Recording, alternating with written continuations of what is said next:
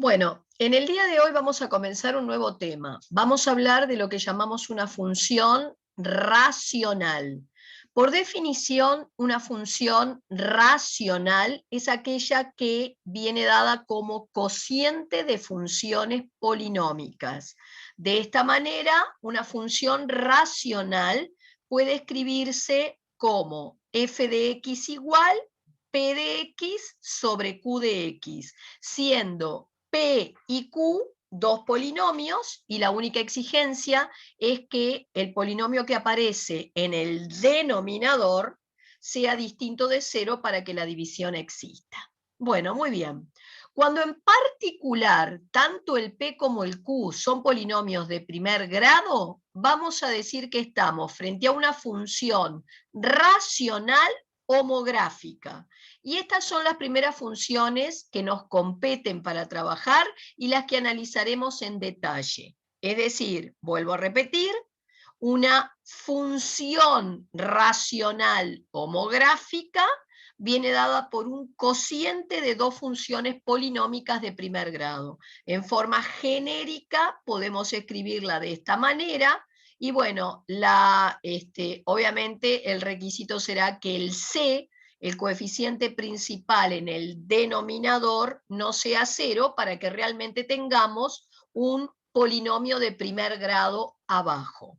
Bueno, la representación gráfica de estas funciones racionales homográficas, me adelanto a decir, son una hipérbola. Ahora veremos que este tipo de función consta de dos ramas hiperbólicas, y vamos a analizar cuáles serían los pasos que nosotros tendríamos que seguir para poder realizar el estudio completo de este tipo de función. Bueno, muchas veces cuando me piden a mí hacer el estudio completo de una función y su correspondiente representación gráfica, solemos abreviar esto con las siguientes siglas: EA y RG. EA, estudio analítico; RG, representación gráfica.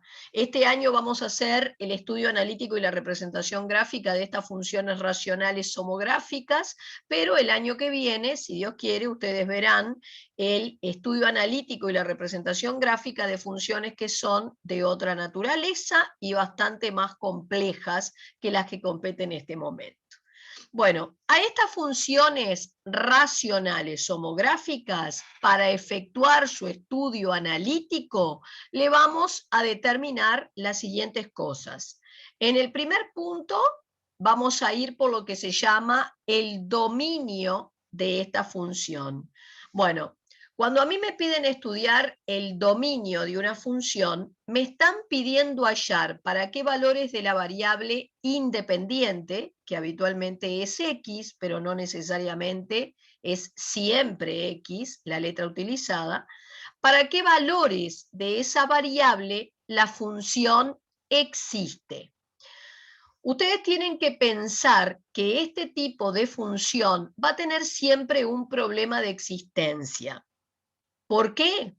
Porque tienen denominadores que dependen de la incógnita.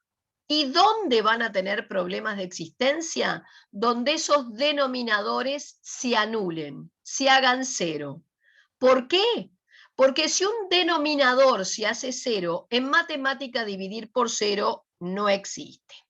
Así que, vuelvo a recapitular, cuando a mí me piden estudiar el dominio de una función, me piden determinar para qué valores de la variable independiente, habitualmente x, esa función existe. Como habitualmente la función existe en más lugares de en donde no, nosotros hacemos el trabajo al revés. Detectamos dónde la función no existe, y entonces después decimos que su dominio son todos los reales, excepto esos puntos donde tuvimos problemas. Bueno, después veremos que el segundo punto o el segundo paso implica la determinación del cero o raíz de esa función. Es decir, a qué altura esa función corta al eje de las abscisas, al eje de las x. vamos a ver que la raíz o cero de esta función vendrá dado por aquel valor de la variable independiente que anule nuestro numerador, lo que está arriba. Bueno, signo de la función, que sería el punto 3, como nosotros tenemos una función que consta de un solo término, con un numerador y un denominador, para estudiar el signo de esta función vamos a estudiar ceros y signos del numerador, luego ceros y signos del denominador, para luego hacer ceros y signos del cociente. Ya lo veremos en detalle. Asíntotas. Bueno, estas funciones se caracterizan por presentar dos tipos de asíntotas. La asíntota vertical, que va a ser detectada ya cuando estudiamos el dominio de la función, que es una recta paralela al eje de las y, que el futuro dibujo no puede cortar ni tocar. Esa recta paralela al eje de las y coincide con el valor de la variable independiente que anula el denominador. Es decir, por ejemplo, si tú cuando estudiaste el dominio determinaste que el dominio son todos los reales excepto el 1, es decir, que en 1 la función no existe, por 1 vamos a tener una asíntota vertical, es decir, una recta paralela al eje de las y que el futuro dibujo no va a cortar ni tocar. Bien, pero estas funciones tienen también lo que yo llamo una asíntota horizontal, una recta paralela al eje de las X, a la cual el dibujo tenderá a pegarse cuando nos corremos hacia el más o el menos infinito. Es decir, cuando la variable independiente, generalmente la X, se corre hacia lo más que puede hacia la derecha y lo más que puede hacia la izquierda. ¿Cómo se determinan matemáticamente estas asíntotas? Bueno, vuelvo a repetirte. La asíntota vertical la detectaste al estudiar el dominio de la función. Coincide con el valor de la variable independiente que anula tu denominador. De esta manera, la asíntota vertical es una recta paralela al eje de la y, cuya fórmula es x igual y sería menos d sobre c. Esto no quiere decir que siempre vaya un número negativo en el numerador, sino que significa este menos que está delante, mi d con signo contrario. ¿Quién es el d? ¿Quién es el c? Bueno, son los coeficientes que tenemos en esta fórmula general. El c es el coeficiente principal en el denominador y el d su término independiente.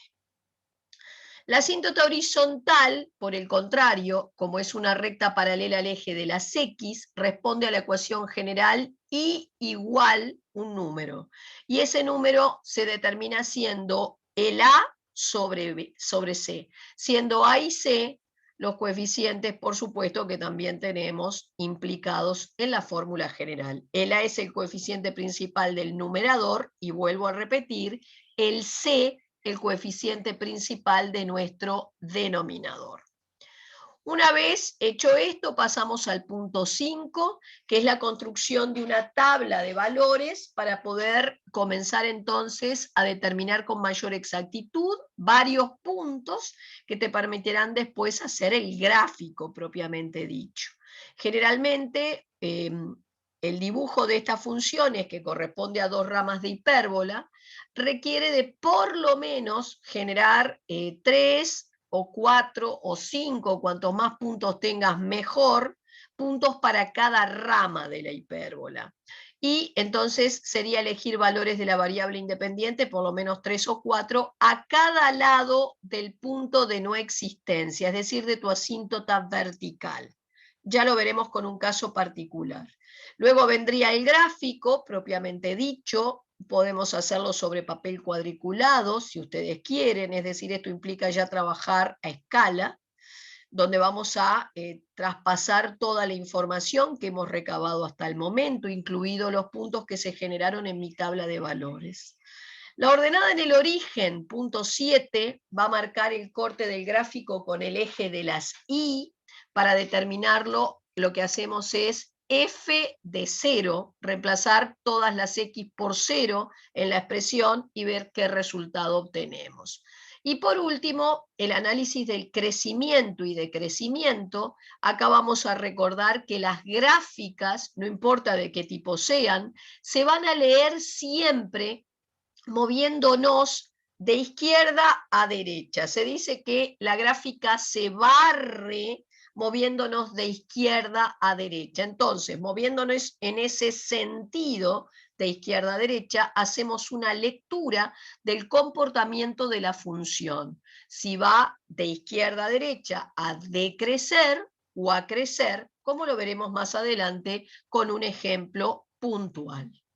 Bueno, entonces vamos directamente al siguiente ejercicio. Me dicen, realice el estudio analítico y la representación gráfica de la siguiente función. F de x igual 4x menos 1 sobre 2x más 1. Lo primero que yo tengo que hacer es reconocer que estoy frente a una función racional homográfica. ¿Por qué?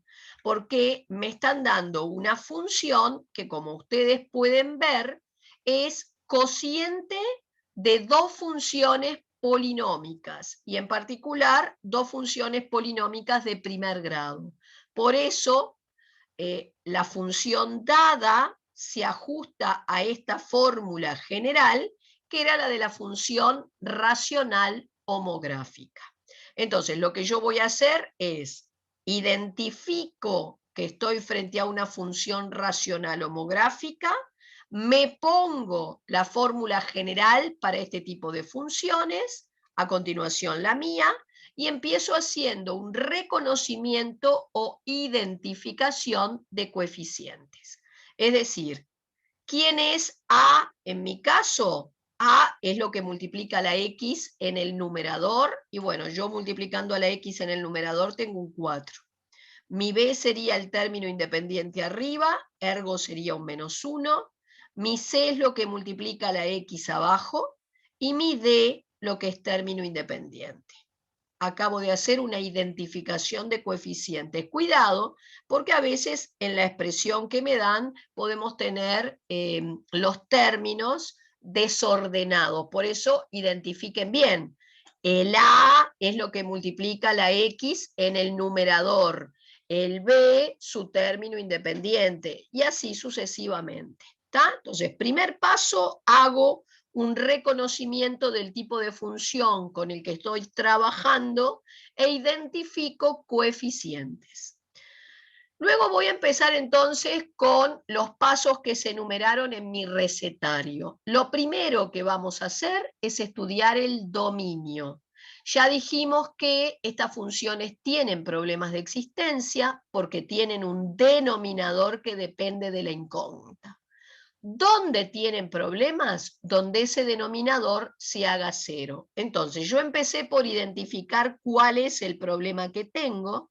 El problema que tengo es que hay un denominador que depende de la incógnita. Lo tomo a ese denominador y lo igualo a 0 porque tengo que determinar su raíz. Es decir, voy a despejar de aquí el valor de la X y voy a llegar en este caso a la conclusión de que si la X vale menos un medio, este denominador se está haciendo 0. Y si el denominador se hace 0, dividir por 0 no existe en matemática. Y entonces no va a existir el ejercicio entero. Por lo tanto, el dominio de mi función, donde sí existe esta función, es para todos los reales, excepto, este menos quiere decir excepto, menos un medio. ¿Está?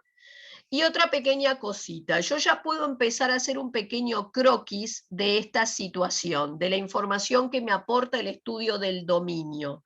Por ese punto de no existencia, yo voy a tener que trazar, y generalmente lo hago en color, acá no se nota mucho porque esto está en violeta, por ese punto de no existencia se traza una recta paralela al eje de las Y que el futuro dibujo no va a cortar ni tocar. esta recta paralela al eje de la Y, es lo que yo voy a llamar una asíntota vertical. Bien, está acá. Segundo paso, voy a estudiar o a determinar la raíz o cero de esta función. La raíz o cero va a venir dado por el valor de la variable independiente que anule el numerador. ¿Por qué? Porque cuando uno va a hacer o a determinar la o las raíces de una función, no importa de qué tipo sea, siempre toma la función y la iguala a cero. Cuando yo tomo toda esta función y la igualo a cero, hay una regla que establece que para que un cociente te dé cero, quien tiene que darte cero es el numerador. Y por eso, cuando uno quiere, digamos, ver cuándo se anula la expresión, lo único que tiene que hacer es tomar el numerador y buscar cuándo se hace cero. En este caso despejo el valor de la X, va a pasar el 1 al otro miembro y luego el 4 dividiendo, y entonces la raíz es un cuarto. Significa que mi futuro dibujo va a cortar al eje de las X por el valor un cuarto. Punto 3. Signo de la función. Y ya dijimos que para este tipo de funciones racionales, que constan de un solo término que viene dado por un cociente de polinomios, vos vas a tener que estudiar, por un lado, ceros y signos del numerador, luego ceros y signos del denominador, y por último ceros y signos del cociente. El numerador, vos ya lo estudiaste en el ítem anterior, la raíz que tenía estaba en un cuarto. Entonces coloco la raíz un cuarto, ven que pongo que es un cerito, una raíz, y como ese numerador es polinómico, la regla dice que arranco a la derecha con el signo del término de mayor grado en ese numerador. Y el término de mayor grado en el numerador, que es el término de primer grado, es positivo. Por eso arranco con un más, paso por una raíz simple, cambio. En el caso del denominador, que lo estudié en la parte 1 del dominio, la raíz de ese denominador estaba en menos un medio. Entonces yo coloco sobre un eje de abscisas el menos un medio y arranco a la derecha con el signo del término de mayor grado de ese denominador. Y el término de mayor grado en el denominador acá también es positivo. Por eso partí por un más, paso por una raíz, cambio. Y entonces voy al cociente, voy a bajar todo a un solo eje. Recuerden que el valor que anula el denominador en el cociente es un no existe, porque lo que no existe es dividir por cero. Y luego esto seguirá siendo raíz. El signo por regla de signos, así que es más dividido más, me da más, menos dividido más da menos, y menos dividido menos es más. Y esto me aporta una información importante para llevar al croquis que estoy construyendo. Fíjense en que en menos un medio teníamos un punto de no existencia. Ya habíamos visto cuando estudiamos el dominio que justamente por menos un medio se trazaba en color, repito que está en violeta, una recta paralela al eje de la Y que el futuro dibujo no va a cortar ni tocar. Es lo que llamo una asíntota vertical. Luego, por donde está la raíz, que es en un cuarto, va en punteado una recta paralela al eje de las Y, y marcado fuerte sobre el eje de las X, ese un cuarto, porque por ahí, por donde tengo la raíz, mi futuro dibujo va a cortar al eje de las X. Y luego el signo me da la siguiente información. Del un cuarto a la derecha el signo es más, significa que el futuro dibujo está por arriba del eje de las X, vos tachás lo contrario. Entre menos un medio y un cuarto el signo es menos, dibujo por debajo, tacho lo contrario, y del menos un medio a la izquierda el signo es más, dibujo por arriba, tacho lo contrario. Y así me van a quedar marcadas ya algunas zonas por donde pasa y otras por donde no pasa el futuro dibujo. Punto 4. Vamos a las asíntotas. La asíntota vertical, acá voy a chequear que no me equivoqué, porque ya la tengo. Sabemos que responde a esta fórmula, menos D sobre C. Recuerden que este menos significa mi D con signo contrario. Entonces voy acá, donde hice la identificación, mi D era 1, así que como lo tengo que poner con signo contrario, pongo menos 1, y el C es 2. Chequeo, y acá estaba la asíntota vertical que ya tengo dibujada. La asíntota horizontal, que aún no tengo, responde a la fórmula A sobre C. Vengo acá cuando identifique coeficientes, el A vale 4, el C vale 2, así que sería 4 sobre 2, 2. Y I igual 2 es una recta paralela al eje de las X por 2. Voy a mi croquis y la marco. Por 2 hay una asíntota horizontal. Y la haces en color, en el mismo color que hiciste la asíntota vertical. Entonces te va a quedar una cruz formada por las dos asíntotas, la vertical y la horizontal, que va a partir el plano de la hoja en 4 sectores. Cada uno de esos sectores se llama cuadrante. El cuadrante 1 siempre es el superior derecho y luego en sentido contrario a las agujas del reloj vamos marcando los demás cuadrantes, de tal manera que acá tengo la cruz, este es el cuadrante 1, y luego cuadrante 2, 3 y 4. Bueno, hasta este momento, esa cruz que dividió el plano de la hoja en 4 cuadrantes, yo debo de tener un cuadrante totalmente limpio, sin ninguna raya en él. Y si ustedes observan, en este caso el cuadrante limpio es el cuadrante 2. En ese cuadrante limpio va a ir una rama de hipérbola, una de las ramas del gráfico, ¿tá? Sería así. La otra va a ir en el cuadrante diametralmente opuesto, y opuesto al cuadrante 2 tenés el cuadrante 4, así que por acá vamos a tener la otra rama de hipérbola que habrán visto en el material teórico. Bueno, acá está todo lo de los cuadrantes que les digo, el cuadrante limpio donde va a ir una rama de hipérbola, el cuadrante diametralmente opuesto, que en este caso es el 4, por donde va la otra. Esto es un croquis. Ahora vamos a generar puntos en una tabla para poder dibujar mejor estas dos ramas de hipérbola. Entonces fíjense que yo a la hora de elegir valores para mi tabla, yo voy a elegir valores de X, yo, operador, y voy a calcular los correspondientes I's.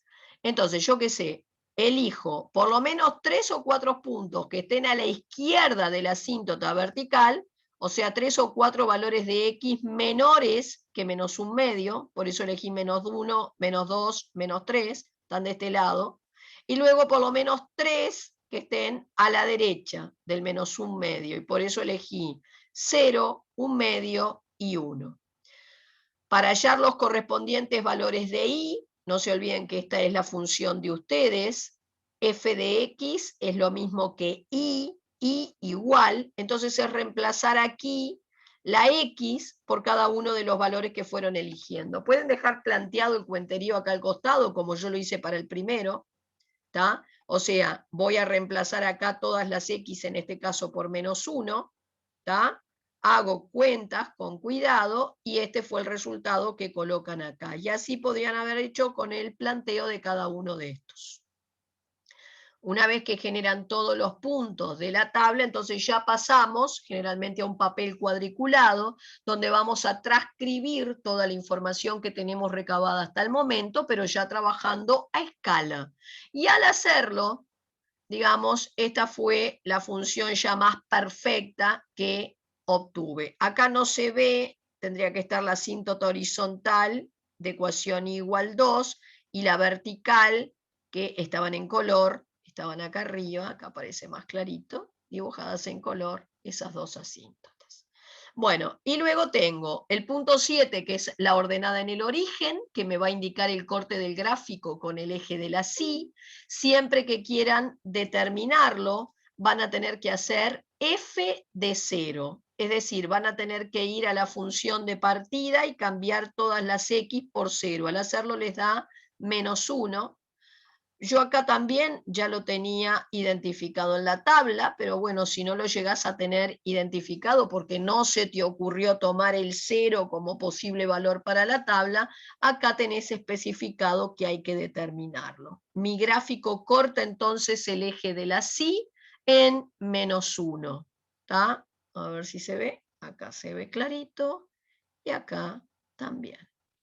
Y bueno, y por último, el crecimiento de crecimiento. Ya vimos que las gráficas se leen o barren moviéndonos de izquierda a derecha, así que cumpliendo con el sentido del movimiento, si quieren lo vemos aquí, moviéndonos de izquierda a derecha, para marcar ese comportamiento van simplemente a dibujar un eje de las X y colocan solamente el punto de no existencia que habían detectado en el dominio. O sea, en este caso, el -1/2.